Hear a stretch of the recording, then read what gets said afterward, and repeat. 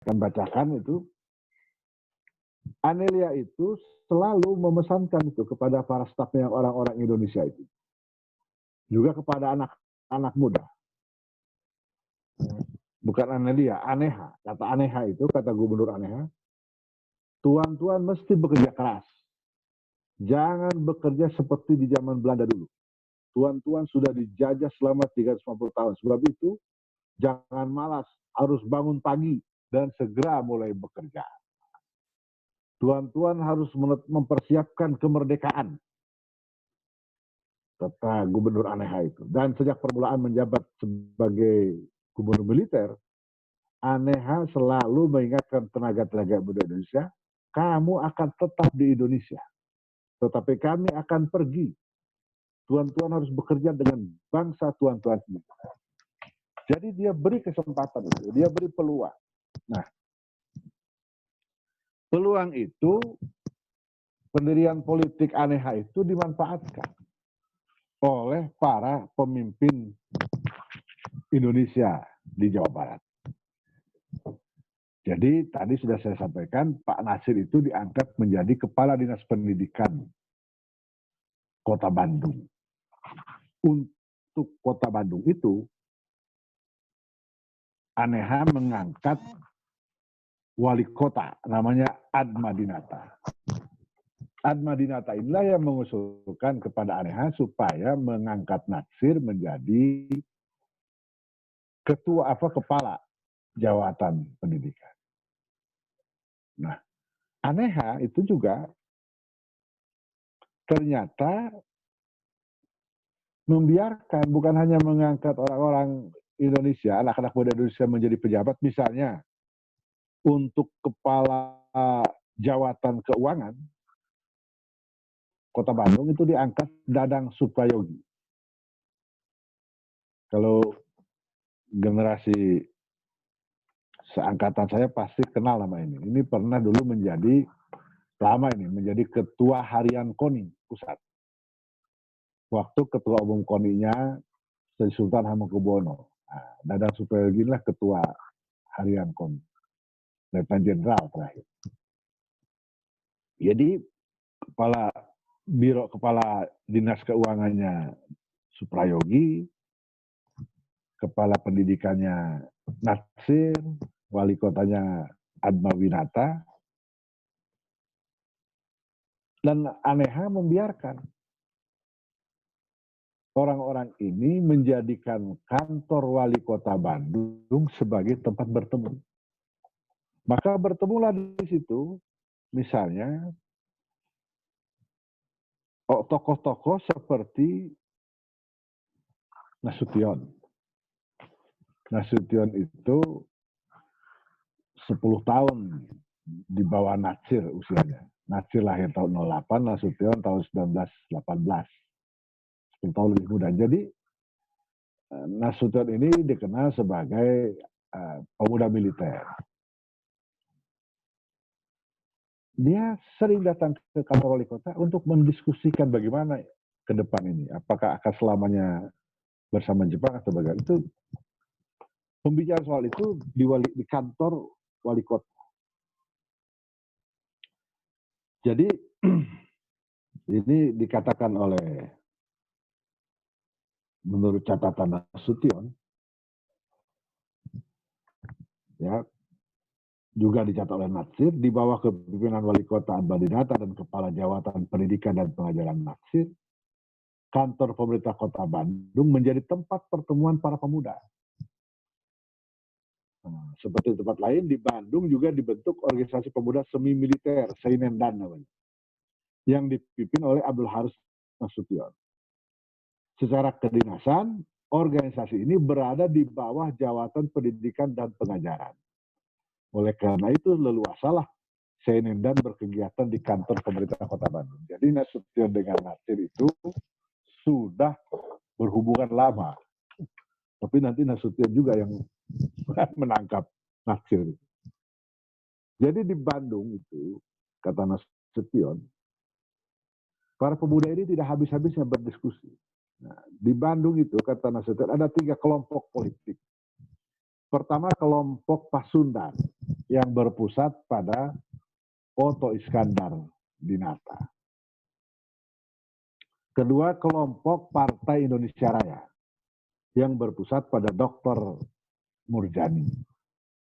Ketiga, kelompok Islam yang berpusat pada Muhammad Natsir dan Aruji Kartawinata. Aruji Kartawinata ini kita tahu kemudian menjadi salah seorang tokoh Partai Sarekat Islam Indonesia. Nah, jadi dengan tiga poros itulah nasib Indonesia ke depan didiskusikan. Dan ini menentukan. Pada poros itu ada misalnya nanti kita kenal ada nama Safrudin Prawira Negara. Beliau ini kepala jawatan pajak. Nah, ini penting disampaikan karena begini nanti sesudah Jepang masuk, ya, kalau Soekarno itu dari Ende dipindahkan ke Bengkulu di akhir zaman itu. Dari Bengkulu kemudian ketika Jepang masuk dari Bengkulu, Soekarno dilarikan ke lain tempat. Hatta dan Syahrir di masa Belanda itu dibuang ke Digul. Nah, ketika Jepang masuk, Hatta dan Syahrir itu dipindahkan oleh Belanda ke Sukabumi. Jadi jangan main-main tuh, Sukabumi itu panjang riwayatnya itu. Riwayat perjuangannya. Jadi Hatta dan Syahrir dibuang, disimpan di Sukabumi. Nah, dari sini Syahrir kemudian bergerak. Karena nanti kalau melompat sedikit, ya, ketika Jepang masuk itu, tiga orang ini berunding. Bertemu ini, Soekarno, Hatta, Syahrir. Ini bagaimana kita? Nah, dalam diskusi itu disepakati bahwa Soekarno dan Hatta itu terlalu besar namanya.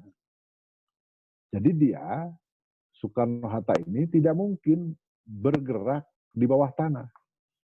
Sudah terlalu besar namanya, sudah dikenal oleh banyak orang. Terlalu terkenal. Jadi itulah sebabnya Soekarno-Hatta berjuang itu di atas permukaan. Dia seolah-olah membantu Jepang. Maka Soekarno dituduh kolaborator Jepang. Itu. Anehnya tuduhan itu nggak terlalu santer kepada Bung Hatta.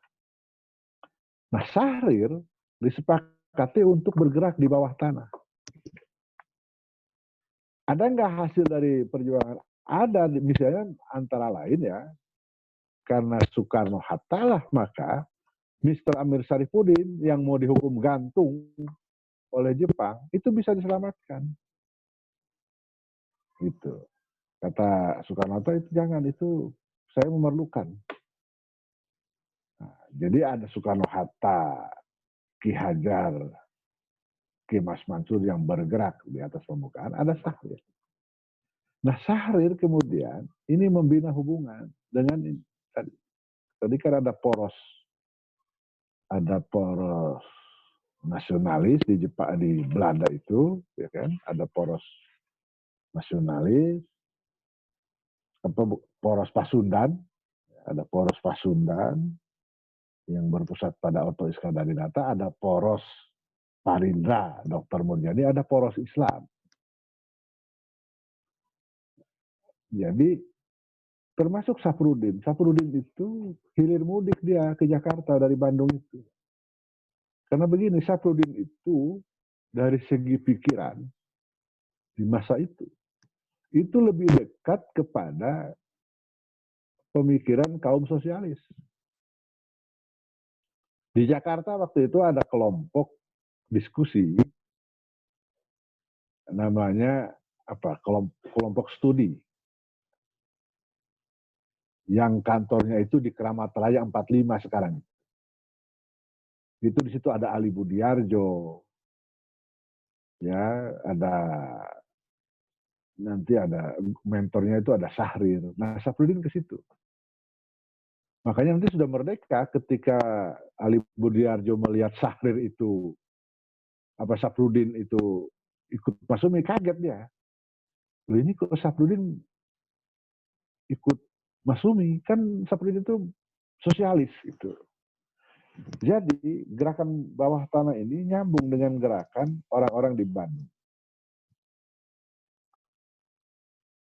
Kan bagaimana misalnya, bagaimana tiba-tiba Syahrir ketika menjadi Perdana Menteri, kok bisa dia ngangkat Safruddin, ngangkat Natsir gitu loh. Ya kan? Kalau sebelumnya nggak kenal. Sudah kenal pasti itu.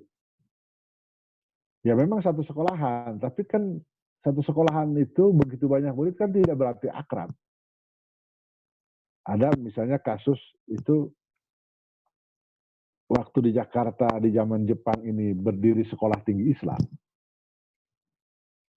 Salah di antara mahasiswa angkatan pertama itu ada nama Anwar Haryono, ada nama Subagio IN. Subagio IN ini kita kenal sebagai penulis biografi tokoh-tokoh. Menariknya, Subagio IN itu baru kenal Anwar Haryono nanti belakangan. Sesudah di Jogja. Gitu. Sebagian juga nggak tahu kalau di STI, di Sekolah Tinggi Islam itu, pada bulan tanggal 2 Oktober 45 didirikan Gerakan Pemuda Islam Indonesia. Jadi seperti itu juga Syahrir itu, walaupun satu sekolah dengan Natsir, dia nggak kenal. Apalagi sesudah itu kan Syahrir melanjutkan sekolahnya ke Belanda bersama Hatta. Jadi ini ada, walaupun Nasir mengatakan, ya saya sudah lama membaca tulisan-tulisan Hatta, membaca tulisan-tulisan Syahrir. Walaupun kata Pak Nasir, ya titik berangkatnya beda. Saya berangkat dari Islam, Syahrir berangkat dari sosialisme. Nah, jadi anak-anak muda ini, Natsir dan kawan-kawan yang sepaham, itu memanfaatkan kebaikan dalam tanda petik kebaikan Jepang. Misalnya Pak Nasir itu sebagai kepala jabatan pendidikan Kota Bandung, itu dia bikin organisasi para guru madrasah. Dia bikin juga perkumpulan para pengurus dan khotib masjid. Apa keperluannya? Kata Pak Nasir, keperluannya untuk setiap saat kita bisa bertemu dengan mereka. Kalau ada informasi-informasi, kita berikan. Dan itu pertemuan dilakukan secara resmi. Karena yang mengadakan kepala dinas pendidikan. Ya, pertemuannya tentu tertutup, tapi itu pertemuan semua dibiayai oleh tentara pendudukan Jepang, oleh pemerintah Jepang. Nah, itulah yang dilakukan oleh Pak Nasir. Jadi kita manfaatkan, kata Pak Nasir. Justru oleh karena itulah kita memanfaatkan kerjasama dengan Jepang sebagai suatu kesempatan untuk melatih diri agar kita mampu mempergunakan senjata dan membela kemerdekaan kita sendiri, kata Pak Nasir. Jadi termasuklah dalam hal ini para pemimpin Islam meminta kepada Jepang supaya diizinkan Masyumi itu membentuk pasukan bersenjata semi militer. Ada dua kemudian yang kemudian diizinkan oleh Jepang. Dua. Pertama Sabilillah. Sabilillah ini untuk para pejuang, ya, untuk para santri, para kiai yang umurnya di atas 35 tahun. Jadi mereka yang sudah di atas 35 itu masuk dalam sabilillah. Panglima sabilillah ini Kiai Haji Maskur. Mereka yang di bawah 35 itu aktif di dalam, ditampung di dalam Hizbullah. Komandan Hizbullah itu namanya Zainul Arifin. Tokoh NU nanti kita kenal sebagai salah seorang wakil ketua DPR dari NU hasil pemilihan umum tahun 55. Itu pelatihannya pun diselenggarakan. Nah, yang melatihnya pembela tanah air. Latihannya di Cibarusah. Cibarusah waktu itu masih masuk Kabupaten Bogor. Belakangan ketika dibentuk Kabupaten Bekasi, Bekasi itu kan mestinya konsep awal Kabupaten Bekasi itu termasuk Jatinegara. Ternyata ketika dibentuk, Jatinegara nggak mau gabung ke Bekasi. Dia maunya ikut Jakarta Raya. Maka akhirnya Cibarusah diambil. Itu Kabupaten Bogor itu diambil. Cibarusah, ya kan. Terus sebagian daerah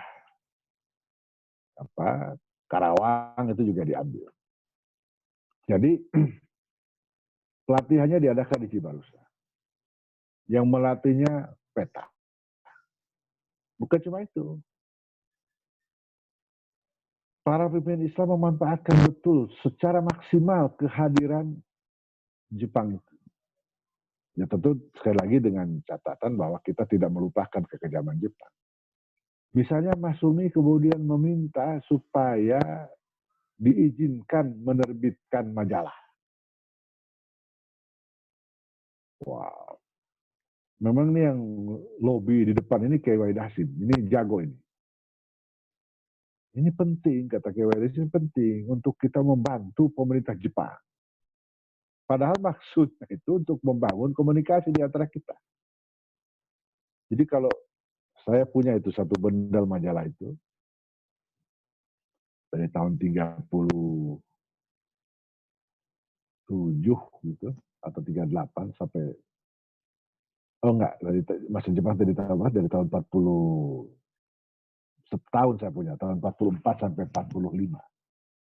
Saya punya bendel majalah. Agak lucu, ya tapi itulah namanya siasat. Jadi di majalah itu ada nanti 2 halaman khusus pelajaran bahasa Jepang. Nah, nanti ada satu rubrik tentang peperangan Asia Timur Raya. Ya isinya pokoknya Jepang menang. Pesawat berhasil dijatuhkan oleh tentara Jepang gitu-gitulah. Yang gitu-gitu dimuat. Tetapi di majalah itu juga dimuat tulisan-tulisan Hadratus Syekh, tulisan Kiai Mas Mansur, tulisan Pak Rasidi, tulisan Pak Natsir, tulisan Buya Hamka, itu dimuat. Jadi mereka manfaatkan betul majalah itu untuk komunikasi, sarana komunikasi dengan umat. Nanti itu manfaatkan betul. Misalnya Wahid Hasyim itu langsung dia kontak itu. Ada tokoh dari Jawa Tengah namanya Saifuddin Juhri. Diundang. Saifuddin, kamu harus rajin menulis di majalah ini. Manfaatkan. Pak Saifuddin Juhri itu banyak tuh tulisannya di nama majalahnya itu Suara Muslimin Indonesia. Terbit sebulan 2 kali. Itulah tulisan-tulisannya tulisan-tulisan tokoh-tokoh Islam. Yang menarik misalnya Pak Nasir itu pernah menulis tentang di majalah itu tentang jihad. Hakikat dan tujuan jihad kita. Kan ngeri itu. Bicara tentang jihad di majalah yang dikontrol oleh Jepang. Ya kan? Kalau di zaman Orde Baru ada apa? Ada komando jihad, Pak Nasir malah menulis tentang hakikat dan tujuan jihad. Nah, kata Pak Nasir misalnya begini, bahwa ini menarik. Itu kan keras nih kalau kita baca ini. Hakikat jihad kita menjunjung kalimat Allah. Tujuan jihad kita keridhaan Allah. Bagi orang yang ikhlas, mati yang berdasarkan dan bertujuan, inilah tugas dan kewajibannya. Cita-cita kehidupannya di atas dunia. Tidak ada yang lebih lezat daripada mati terbunuh dalam mempertahankan hak, keadilan, dan kebenaran di jalan Allah. Kan itu luar biasa. Di majalah yang setiap terbit itu selalu ada kata-kata, semua isi majalah ini sudah diperiksa oleh tentara kedudukan kita. Nah, saya ingin menutup bagian ini dengan menceritakan pada masa pada masa Jepang itu, di akhir masa penjajahan Belanda, itu ada satu peristiwa, yaitu peristiwa terlantarnya jamaah haji Indonesia di Mekah. Bukan hanya jamaah haji, tetapi juga para mukimin Indonesia. Kenapa? Ya karena suasana perang. Tahun 40-an itu terjadilah perang dunia, dan mereka nggak bisa pulang. Pecah perang dunia kedua, jamaah haji sudah terlanjur berangkat, mukimin kita juga ada di sana, terlantar. Mereka nggak bisa pulang.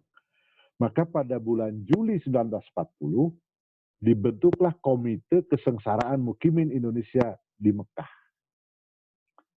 Komite KMIM.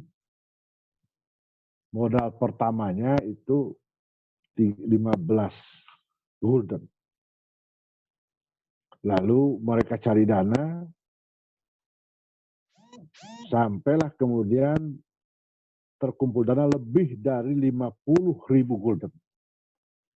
Ditambah bantuan dari pemerintah Hindia Belanda, terkumpullah sebesar 62.000 gulden lebih. Nah, sesudah itu duit terkumpul dikirim uang itu ke Mekah untuk biaya mengembalikan jamaah haji dan mukimin kita yang keleleran, yang terdampar di Mekah. Yang jadi soal kemudian, ketika kapal pertama datang mengangkut jamaah itu disambut gegap gempita. Yang jadi soal kemudian, kita mengira kedatangan jamaah dan mukimin itu bantuan pemerintah. Tapi ternyata tidak. Para jamaah itu harus bayar ke pemerintah Belanda. Jadi jamaah haji kita punya hutang. Nah, muncul polemik ketika akhirnya diketahui biaya pemulangan itu tidak gratis, tetapi harus dibayar, dan jumlahnya cukup besar, terjadi polemik. Satu pendapat mengatakan, ya sudahlah, kita minta pada pemerintah Hindia Belanda untuk membebaskan. Minta supaya dibebaskan, supaya ya sudahlah, ini kan rakyat kita juga gitulah. Mohon-mohonlah. Tapi Natsir, beda. Kata Natsir, jangan pernah berhutang budi kepada pemerintah. Jadi kata Pak Natsir, minta angka yang pasti ke pemerintah Belanda. Berapa? hutang umat Islam. Jadi Pak Nasir menyebut itu bukan hutang jamaah haji, tapi itu hutang umat Islam. Jadi tanya kepada pemerintah Belanda, berapa hutang umat Islam? Biar kita bayar. Jangan pernah berhutang budi kepada pemerintah. Kita wajib, kata Pak Nasir,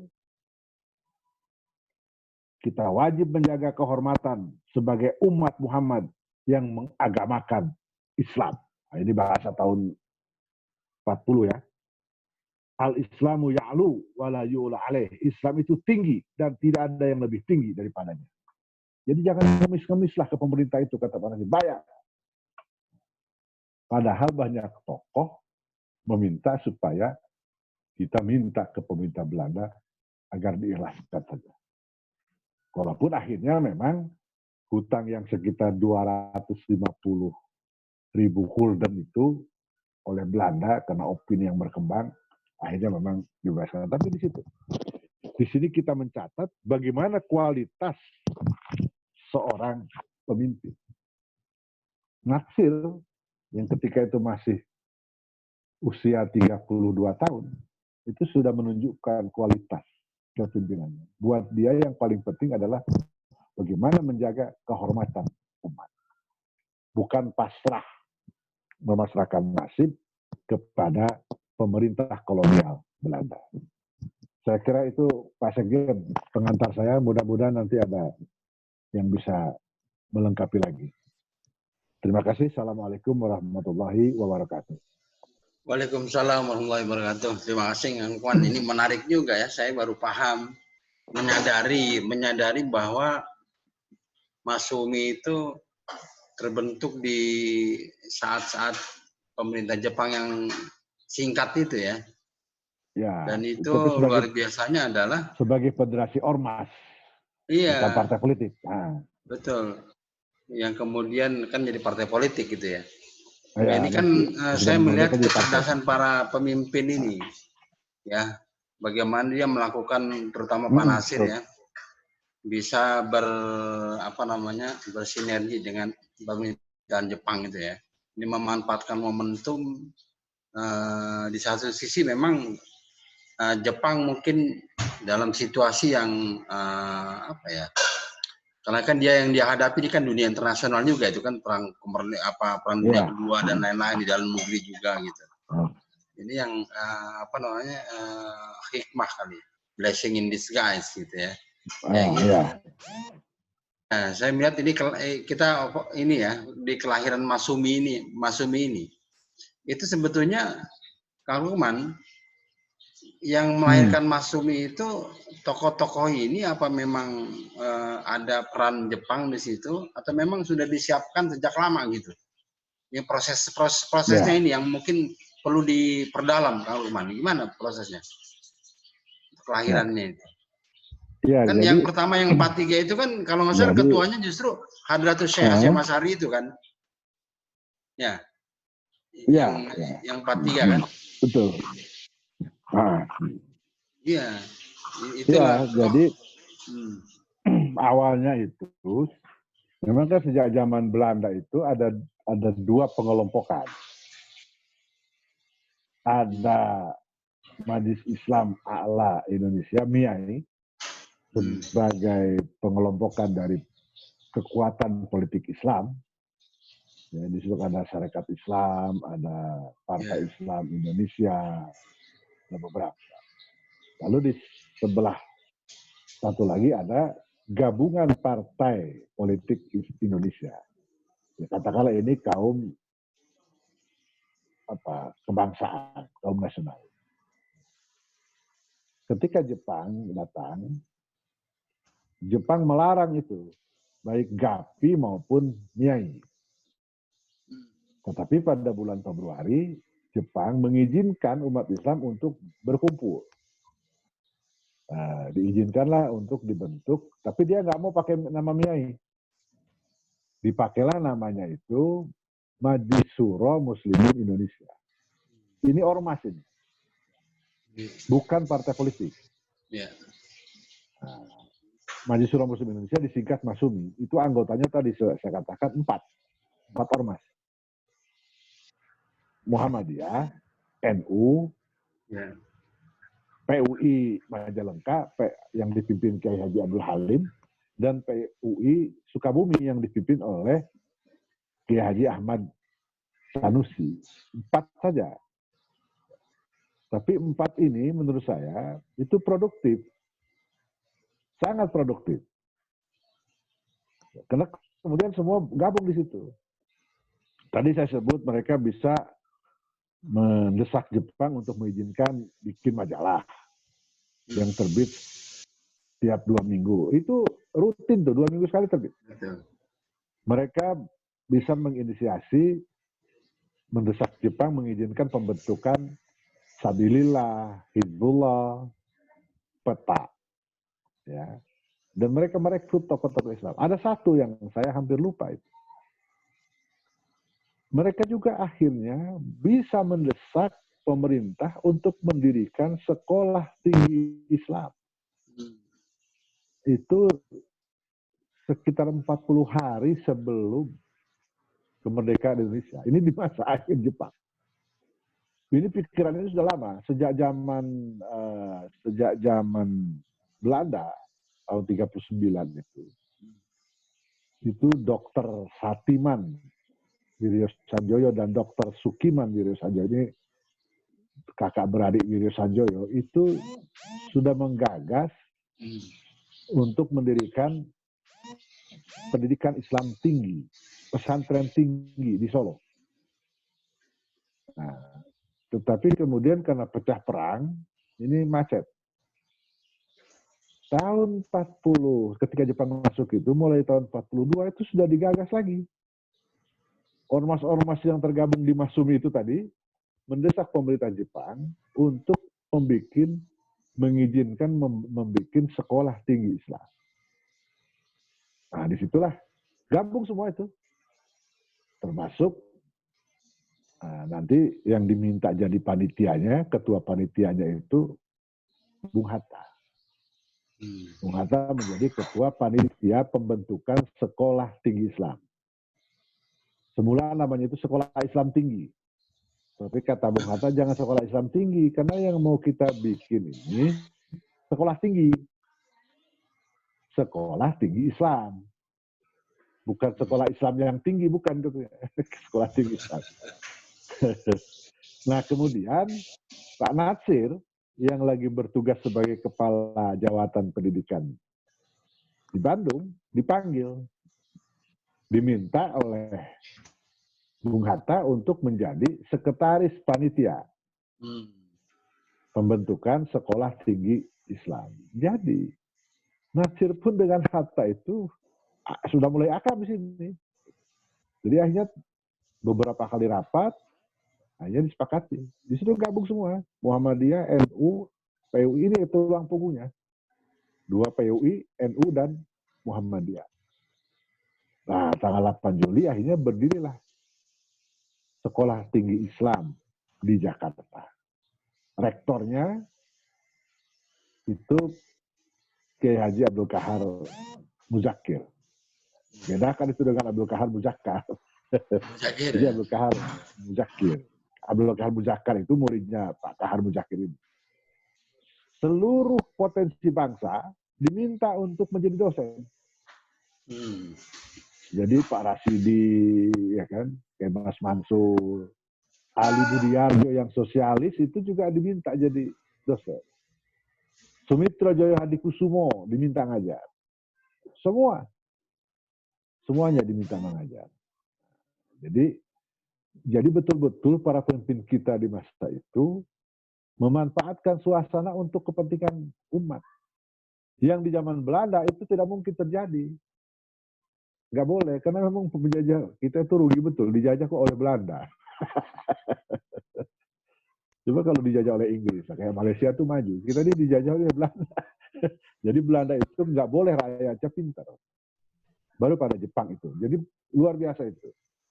Ya, para pemimpin kita memanfaatkan situasi untuk kepentingan umat Islam. Jadi ini harus dibedakan. Yang 43 itu ormas.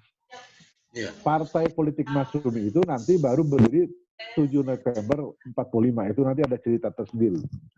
Begitu Pak Sekjen. Iya. Jadi betul gitu. Ustadz, gimana Ustadz? Pusing juga ngedenger orang Jepang ini Ustadz nih kayaknya nih.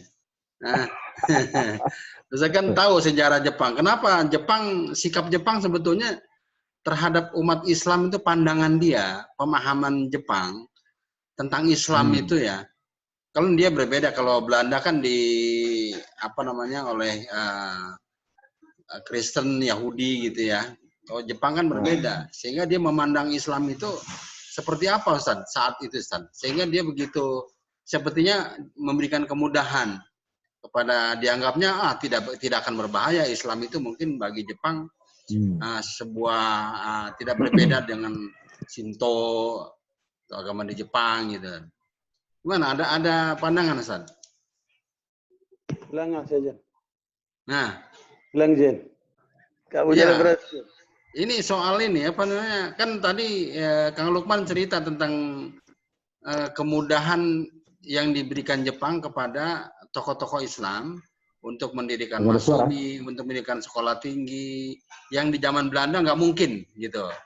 Udah diperjuangkan nggak mungkin lah. Tapi di zaman Jepang justru begitu mudah gitu ya. Nah, saya ingin diberikan pemahaman tentang pandangan Jepang tentang Islam gitu. Sehingga dianggap mungkin tidak berbahaya gitu. Sekarang kita yakin yang namanya Jepang itu kan sebuah negara peradaban tua yang mereka punya pengalaman besar dalam peradaban Islam, mestinya mereka paham. Tapi kok mudah gitu loh. Ya, saya yakin bukan hanya kecerdasan dari pelobi-pelobi tokoh-tokoh Islam, tapi dari Jepangnya sendiri mungkin beda memahami Islam dengan orang-orang Belanda gitu. Ya ada nggak tesis tentang itu gitu, Ustaz? Izin, barakallahu Jazakumullah khair. Assalamualaikum warahmatullahi wabarakatuh. Menarik yang sampaikan oleh Pak. Alhamdulillah. Masih blank menyangkut masalah Jepang ini. Tetapi saya menangkap di balik gerakan para tokoh ini itu ada Syekh Ahmad Surkati yang nggak terbaca. Jadi saya pernah ke gunung apa namanya itu yang di Kadipaten namanya pakai. Yang di mana? Di mana? Di Kadipaten tempatnya pakai ini. Oh ya. Ciremai. Bukan gunung apa namanya? Saya lupa. Tempatnya tinggal. Dan saya masuk di perpustakaannya, tempatnya Pak Abdul Halim itu. PUI. Ya, saya masuk ke situ dan saya lihat ternyata di perpustakaannya Abdul Halim itu banyak kitab-kitab yang itu pemberian dari Syekh Ahmad Surkati. Jadi ada link seperti itu. Kemudian yang di Solo itu, perguruan tinggi Islam di Solo itu, Syekh Ahmad Surkati juga punya peran besar tuh. Nah, termasuk Pak Rosyidi itu kan murid Syekh Ahmad Surkati. Iya. Dan termasuk alumninya itu adalah sekarang Ketua MUI Jawa Barat, Profesor Dr. Farid Ma'ruf ya, Pak? Miftah Farid. Nah, itu termasuk alumni sana itu.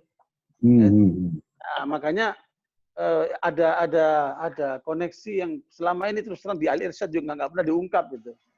Saya 10 tahun lebih aktif di Al-Irsyad itu, tapi nggak pernah dengerin peranan Syekh Ahmad Surkati di dalam pergerakan yang ada seperti ini. Dia hanya sebagai guru saja, sebagai guru ngajar gitu. Padahal link Hasan, Pak Natsir, kemudian PUI itu linknya itu sama Syekh Ahmad Surkati itu. Cuma belum terungkap aja di situ. Nah, mungkin perlu penelitian lebih dalam itu apa peran Syekh Ahmad Surkati. Karena di McGill University itu ada tulisan tentang peranan perjuangan Syekh Ahmad Surkati, tapi masih dalam bahasa Inggris. Saya lihat itu belum ada bahasa Indonesia. Terus menyangkut yang kemarin ada tambahan dikit, Pak Lukman, mungkin saya udah kontak dengan keluarga Hasan yang di Bangil. Ternyata menurut penelitian mereka itu jawaban Hasan kepada Soekarno itu hanya ada di tangan Ustadz Abdul Qadir Hasan, anaknya. Ya, itu ya. dicari sama keluarganya masih belum ketemu. Karena lagi dicari-cari terus. Ya, saya dapat mereka lagi dicari terus. Ya, kemudian yang kedua, untuk pertanyaan sekjen kemarin itu, kedalaman ilmu agama Soekarno itu sejauh apa? Itu ada disertasi doktor ternyata. Ada Pak Ridwan Lubis namanya, menulis disertasi doktor tentang kedalaman ilmu agama Soekarno. Nah, saya lagi pesen ini sama Hadi, anak kader Pak Lukman. Dia lagi mencari itu bukunya. Disertasi doktor oleh Ridwan Lubis tentang kedalaman ilmu agama Soekarno. Nah, saya bertanya kepada Dr. Tiar alumni UI, anak muda yang jurusan sejarah itu. Saya diberitahu sama dia itu. Nah, sekarang lagi saya, insya Allah besok malam saya akan dapat itu tulisan Pak Ridwan Lubis itu. Ridwan Lubis ya? Ya, Ridwan Lubis itu disertasi doktor tentang kedalaman ilmu agama. Nanti tanya sama Hadi. Hadi insya Allah tahu Pak Lukman. Ya, Hadi tahu. Iya, Hadi saya undang juga ikut ini kok nggak pernah gabung dia. Ya, mungkin masih ada aktivitas dia. Karena itu kader Pak Lukman itu canggih tuh anak, Masya Allah. Pengetahuan bukunya luas sekali, Masya Allah. Ya. Ya, jadi untuk pengungkapan data tahun 43 itu mungkin perlu didalami lagi. Karena orang tua saya juga ikut Pak Lukman, cuman gerakannya itu di Jawa Timur. Ayah saya itu pusat gerakannya ada di Mojokerto. Pada waktu itu konsentrasi ayah saya dan gerakan Islam itu pada kebutuhan masyarakat. Karena memang di masa Belanda itu yang paling susah itu kebutuhan pokok katanya. Ayah saya itu masa Jepang itu. Ayah saya itu termasuk yang bergerak untuk mengambil kebutuhan pokok dari gudang-gudang yang ada di Mojokerto itu untuk disalurkan kepada masyarakat. Makanya pada saat merdeka, ayah saya itu kan dikasih kesempatan untuk melanjutkan di pendidikan militer lah ya. Tapi beliau nggak mau. Beliau pulang ke Bangil, akhirnya menikah, lahir saya itu. Jadi nggak sempat jadi militer. Teman-temannya itu sudah banyak jenderal apa gitu. Itu saya juga ingin tahu juga, karena saya juga nggak ketemu sama ayah saya itu karena masih kecil ya waktu meninggal saya itu. Waktu beliau meninggal saya masih kecil, jadi belum paham.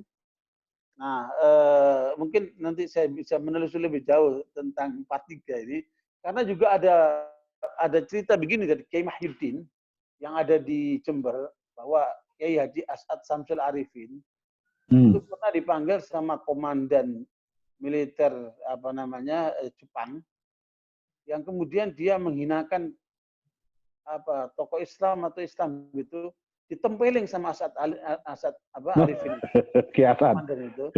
Ya, dan ternyata juga tidak bereaksi membunuh atau bersikap kasar atau apa.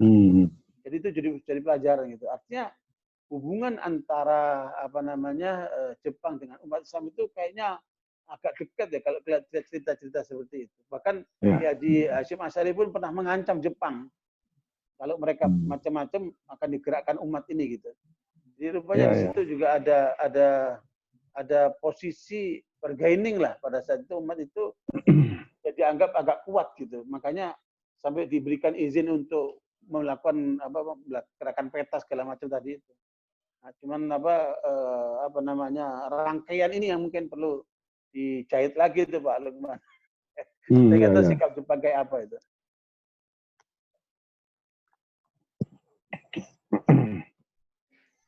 Ya cukup ya. Itu. Silakan Pak Lukman. Jadi ya memang menarik, itu kan kayak Syekh Ahmad Surkati itu memang beliau ini gurunya para aktivis. Pak Rasidi memang nyantri di Lawang sana kan. Nama Rasidi itu juga itu berasal dari kesulitan lidah Syekh Ahmad Surkati menyebut nama Saridi. Jadi nama aslinya Profesor Rasidi itu Saridi. Nah, Syekh Surkati itu setiap kali menyebut Saridi selalu Rasidi. Nah, lama-lama rupanya Pak Rasidi merasa nama itu juga enak, nyaman juga dengan panggilan Rasidi. Maka berubahlah Saridi menjadi Rasidi, lalu ditambahkan Muhammad. Jadi Muhammad Rasidi. Nah, itu. Pak Nasir pernah mengaku itu salah satu guru spiritualnya. Jadi orang-orang seperti Ustadz Hasan, ya, Syekh Ahmad Surkati, itu memang tidak muncul ini ternyata dalam catatan sejarah. Kayaknya di belakang-belakang. Ini saya perhatikan misalnya,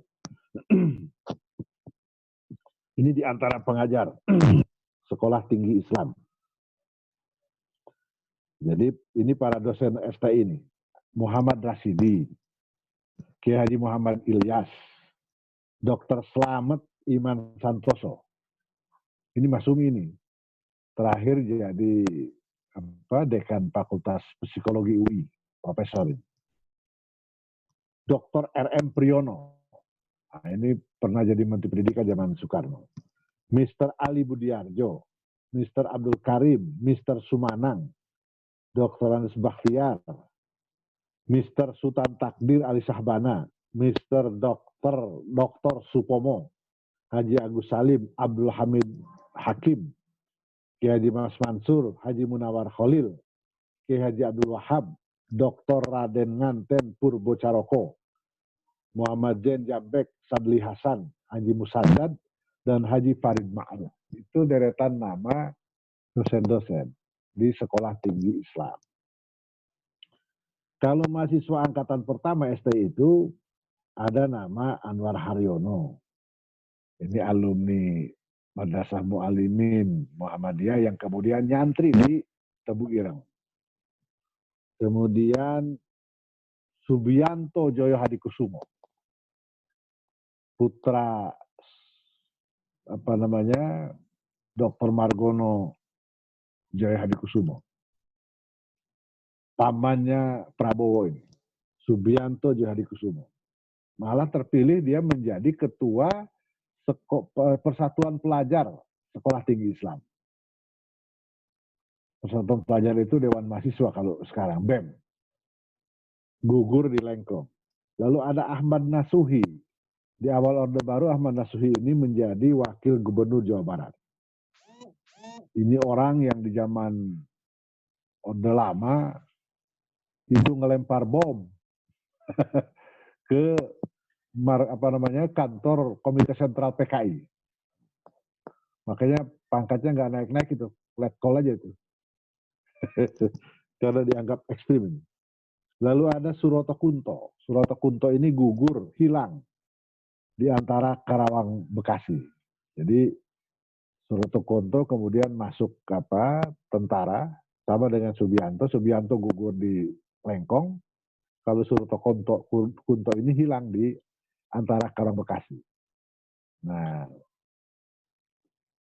mobilnya itu ada kalau kita ke Karawang Jalan Lama itu, Jalan Arteri, itu ada Tugu di situ. Nah, mobilnya ditemukan di situ. Kunci mobilnya masih di situ, tapi orang nggak ada. Dan nama Suroto Kunto itu diabadikan menjadi nama jalan di Karawang. Jadi Ustadz Farid memang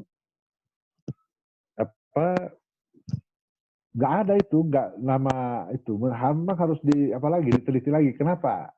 Apakah Syekh Ahmad Surkati itu hanya di belakang-belakang seperti Ustadz Hasan? Walaupun nanti Ustadz Hasan muncul tuh ketika ada negara Pasundan, Ustadz Hasan menjadi Menteri Agama.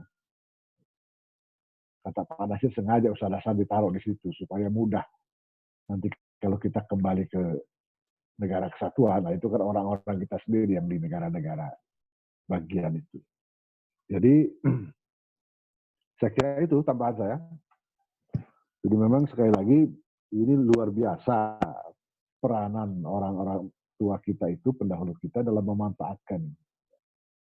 Dan paling penting saya kira kerjasama di antara umat itu waktu itu betul-betul tanpa sekat.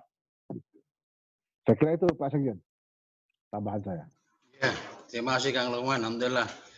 Jadi kawan-kawan sekalian, sahabat Sarasehan yang berbahagia, rupanya memang banyak misteri ya. Di zaman Jepang ini singkat tapi jadi bahkan sekarang ada misteri baru.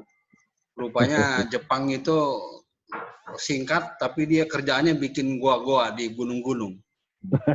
Ternyata bukan sekedar untuk perlindungan.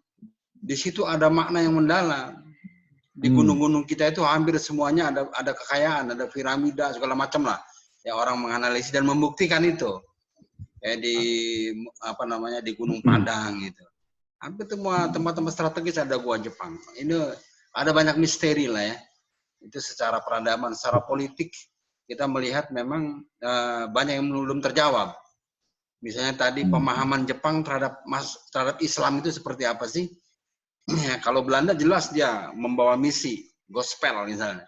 Jepang ini apa gitu loh. Seberapa jauh dia memahami kita sehingga dia memberikan kemudahan-kemudahan membuat Hizbullah, peta dan lain-lain gitu ya. Mudah-mudahan ini akan terungkap semakin nyata ke depan. Ini tugasnya Kang Lukman ini ya sama Ustadz Farid. Farid terutama. Ada buku sebenarnya itu yang Bulan Sabit. Soal Islam di masa Jepang itu kan ada yang menulis tentang itu. Oh itu.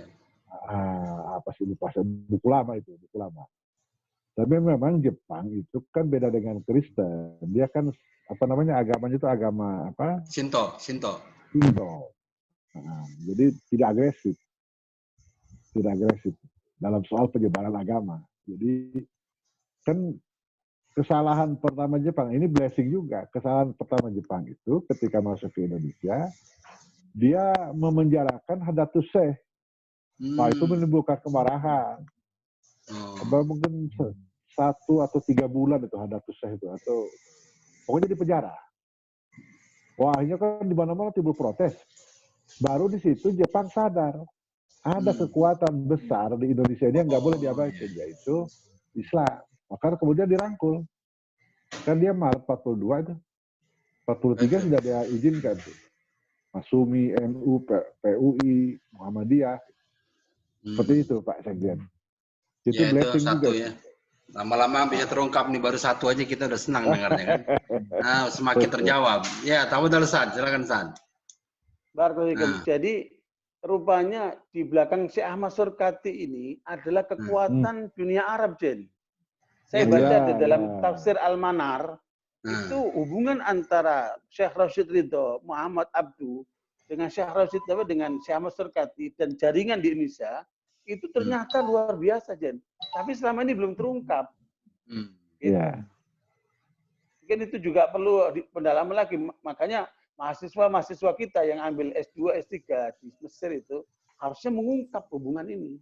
Nanti kita bahas sendiri soal Syekh Ahmad Surkati, Ustaz. Ya, ini dia sebagai yang harus kita sarasehani nih, tokoh Ahmad Surkati, karena perannya luar biasa ya bagi bangsa ini. Ya, saya tertarik juga gitu, Lukman. Jadi kita tunda nanti itu, Ustaz. Yang jelas Ustaz nanti menjawab soal Bung Karno juga. Kalau saya lihat memang Bung Karno ini kan orang cerdas ya, dan memahami sesuatu itu tidak seperti kita, dia lebih cepat gitu. Dia memahami Islam mungkin dengan cara dia, sehingga dia bisa saja berseteru dengan Nasir itu balance gitu kan. Memang lawannya gitu.